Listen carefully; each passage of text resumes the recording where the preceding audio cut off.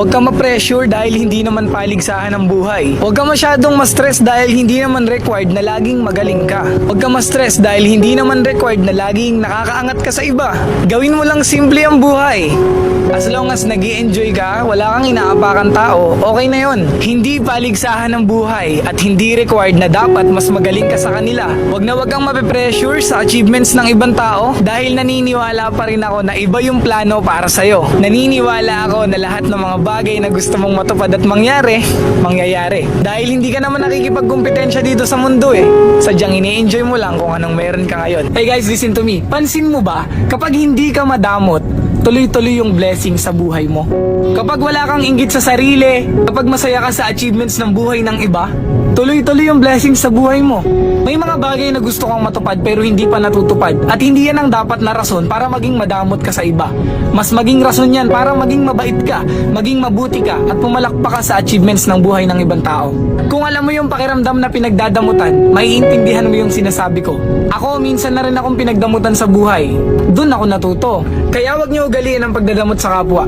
Dahil naniniwala ako na kapag madamot ka, walang blessings. Bago mo siraan ng isang tao, siguraduhin mo muna na malinis ka. Bago mo ilabas lahat ng baho ng iba. Pero yung sarili mong baho, tinatago mo? Bago ka magpasikat, dapat sa tama at malinis na paraan. Huwag yung maninira ka ng kapwa mo para lang mapansin ka. Ano, pasikat lang? Yan ang mga taong feeling perfect. Ang tingin nila sa sarili nila, napakalinis. Lahat ng tao may bad side. Kaya manalamin ka muna bago ka manghusga.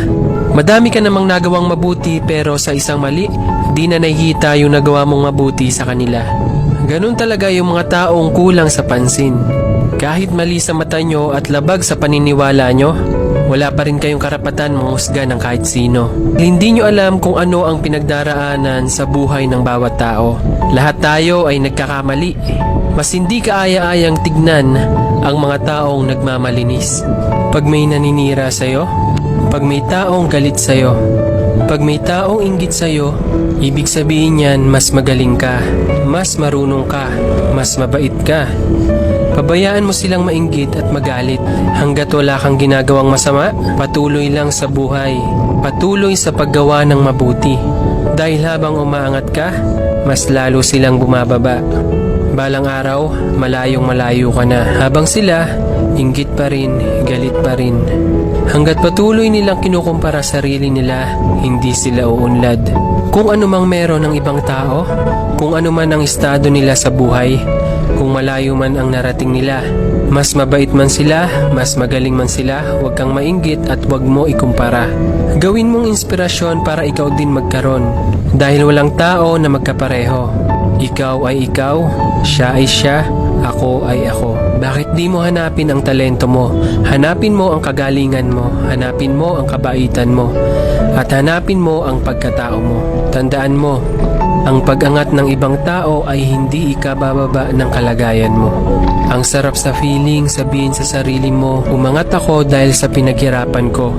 Hindi yung umangat ako kasi may inapakan akong tao.